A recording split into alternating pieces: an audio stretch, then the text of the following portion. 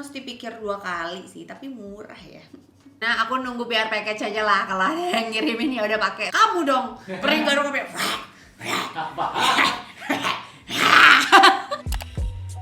Gak terasa ya, udah bulan Agustus aja. Dan di bulan Juli kemarin tuh aku banyak banget ngabisin tuh beberapa body care, beberapa skincare, dan beberapa make up. Nah, sekarang aku mau nge-share ke kalian empty products di bulan Juli satu persatu sambil aku review juga kali ya. Hai, welcome back to my YouTube channel. Ketemu lagi dengan aku, Riri Pros.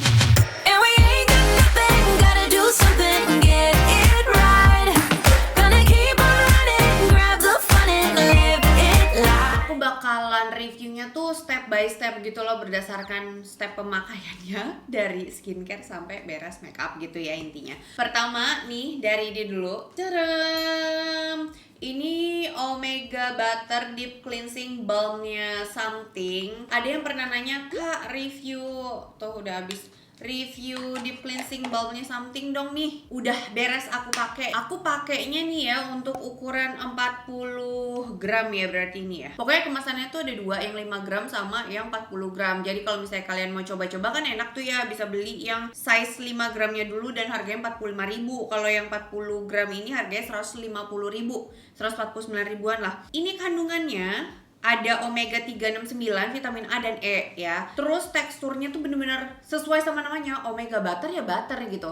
Bukan yang cleansing balm yang balm banget pas udah di blend tuh kayak lotion. Enggak, abis di blend ya rasanya kayak balm. Nge-clog pores apa enggak aku kurang tahu, tapi di aku aman karena aku ngerasa nggak ada komedo ya. Buat yang lupa, skin conditionku tetap normal to dry, nggak berubah ya. Dan biasanya aku pakai langsung di mukaku yang full makeup kayak gini. Biasanya lip products yang waterproof itu masih keangkat gitu ya. Untuk eyeliner juga keangkat, nggak perih di mata, itu yang penting. Terus kalau misalnya untuk maskara, kalau misalnya waterproofnya yang badai banget kurang nendang, jadi setelahnya tetap aku harus pakai cleansing oil sih. Tapi kalau misalnya dikasih bintang 1-5, aku kasih bintang 4. Terus kalau misalnya ditanya lagi mau repurchase apa enggak, of course aku bakalan repurchase karena aku suka sama teksturnya dan cocok sama skin conditionku yang normal to dry ini. Berikutnya nih ada 2 produk yang habis.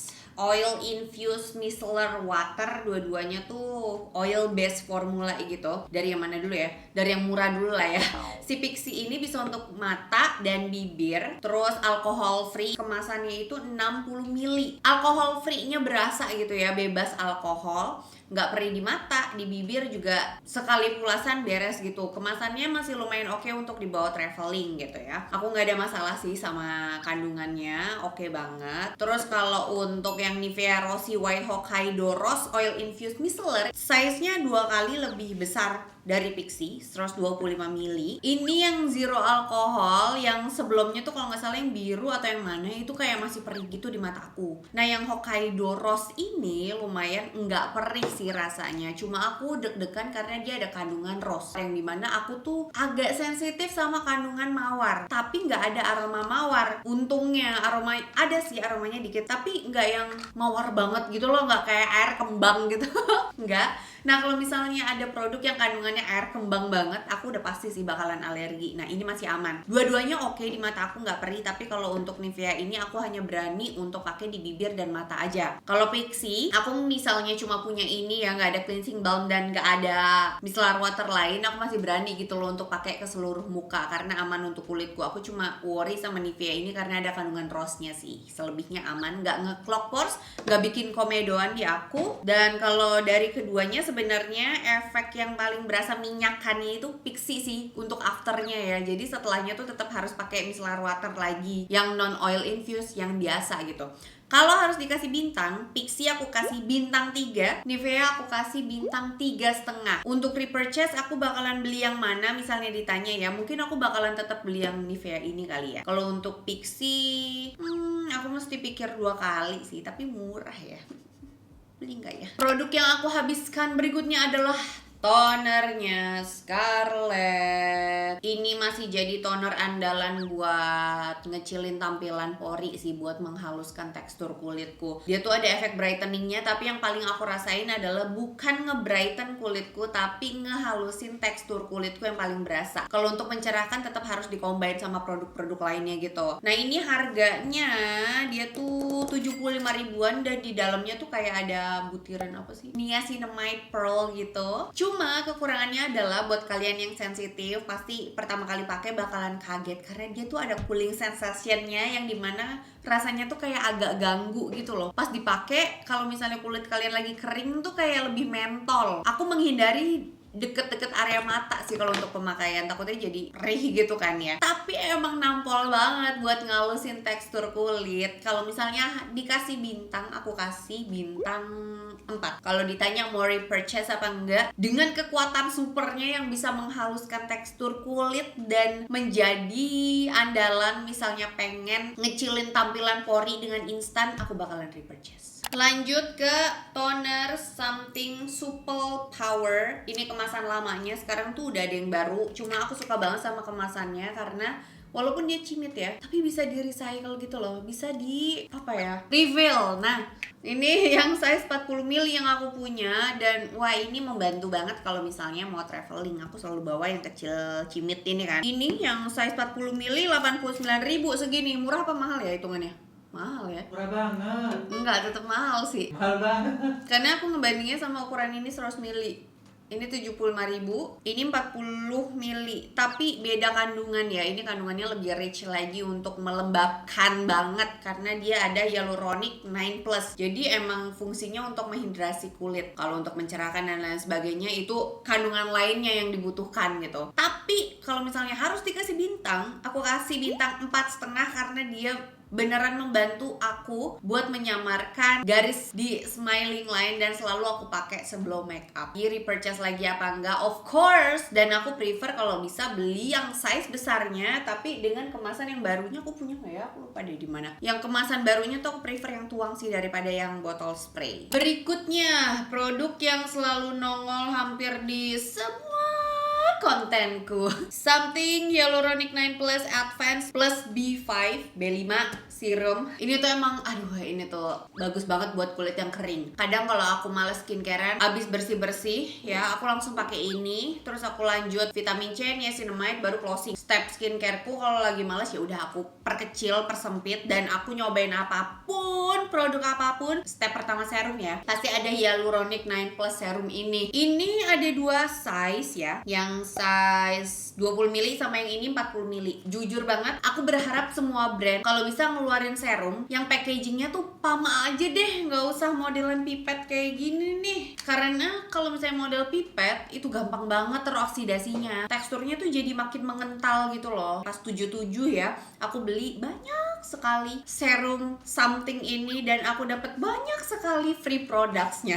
Nah, kalau misalnya ditanya bintangnya berapa nih dari 1 sampai 5 ya untuk kepuasan pelanggan, aku kasih bintang 4 karena emang selalu aku pakai setiap hari. Kekurangannya itu ada di kemasannya. Kalau ditanya mau repurchase apa enggak, gak usah ditanya karena aku udah beli. Jadi ya udah pastilah repurchase. Berikutnya si Skin Angels ya dibacanya, Skin 1004. Ini yang Madagascar Centella Yalusica Blue Serum. Ini pokoknya terbuat dari pure Centella asiatica dari Madagascar gitu. Dan yalunya itu adalah hyaluronic acid. Aku agak deg-degan sebenarnya. Nggak tahu kenapa kalau misalnya hyaluronic acid dicampur jadi satu sama Centella asiatica, itu rasanya di kulitku agak kayak terlalu strong gitu loh di kulitku. Sebenarnya efeknya untuk nge-calming kan, tapi nggak tahu kenapa kalau misalnya ada bagian kulit yang kering gitu berasa lebih cercep-cercep gitu. Sebenarnya ini nggak aku pakai tiap hari. Aku pakai 2 hari sekali atau misalnya abis makeup yang tebel gitu, aku pakai karena buat nenangin kulitku biar mencegah beruntusan gitu loh. Untuk ukuran serum ya, ini kan 50 ml, kemasannya segini. Nggak tahu kenapa aku ngerasa ini tuh gede banget. Dan aku ngabisinnya butuh waktu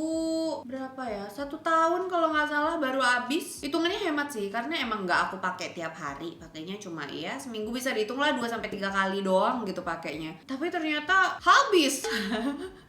Terus kalau misalnya harus dikasih bintang, aku kasih bintang sorry banget 2,5. Kenapa? Karena kandungannya itu sih. Aku prefer kalau hyaluronic aja. Kalau Centella asiatica ya Centella asiatica aja gitu, nggak digabungin karena ada yang cocok, ada yang enggak. Aku lebih suka skincare itu yang simple ingredients karena lebih jelas tahu kebutuhan kulitnya apa gitu loh, jelas gitu. Dan kalau misalnya ditanya mau repurchase apa enggak, sorry kayaknya enggak sih, karena kandungannya ya itu tadi emang kayaknya kurang klik di aku. Jadi ya aku prefer skincare yang simple ingredients. Lanjut, produk berikutnya yang abis aku pakai adalah vitamin C lightening serumnya Azarin. Ini size-nya 20 ml. Harga aslinya ya 52.500. Hitungannya mahal sih. Ini aku pakai 3 bulan karena nggak aku pakai tiap hari karena kan aku pakai brand lain juga gitu ya. Tapi bisa dibilang ini serumnya Azarin ya lumayan ampul sih di kulitku. Paling ngerasa ya kalau aku vitamin C ini bukan untuk mencerahkan kulit tapi untuk meratakan warna kulitku yang belang. Cuma lagi-lagi kemasannya itu model pipet. Tuh ya, tuh.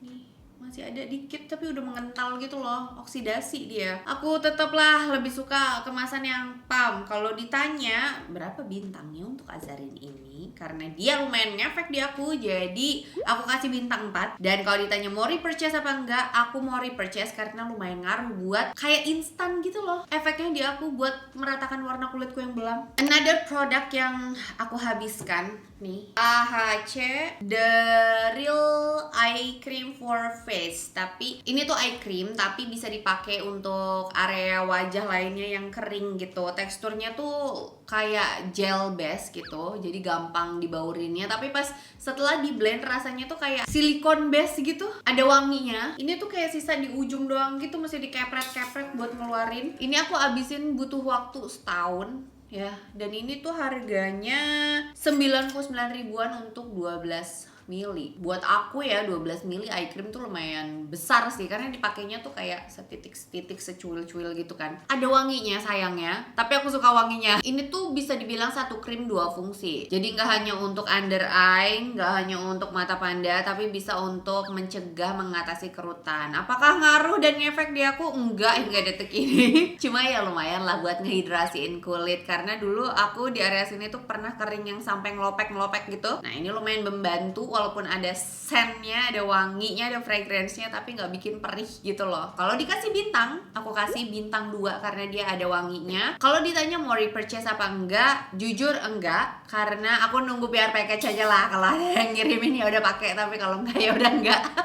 Jujur banget ya bun. Berikutnya ada Something Bakuchiol Air Cover. Kalian harus tahu ini salah satu produk untuk nyamarin stretch mark yang sesuai dengan klaimnya, nggak muluk-muluk tapi ampuh banget. Ini harganya 75 ribuan. Dia klaimnya itu kan 28 hari bisa membantu menyamarkan stretch mark. Jujur nih ya, aku pernah ada calon stretch mark di sebelah sini, merah-merah gitu. Merah-merah, aku pakai 2 hari itu stretch mark nggak jadi muncul. Terus di bagian perut itu aku pakai juga samar, tapi bukan yang hilang, mulai samar. Aku udah pakai ini botol kedua sebenarnya, dan hingga detik ini di botol yang kedua ini masih belum hilang sih sebenarnya stretch marknya. Cuma ini bagus banget untuk mencegah stretch mark. Jadi sebelum muncul stretch mark baiknya pakai ini sih. Nah, ini produk wajib banget dipunyai oleh bu ibu, bumil-bumil ya. Terus kalau misalnya baru melahirkan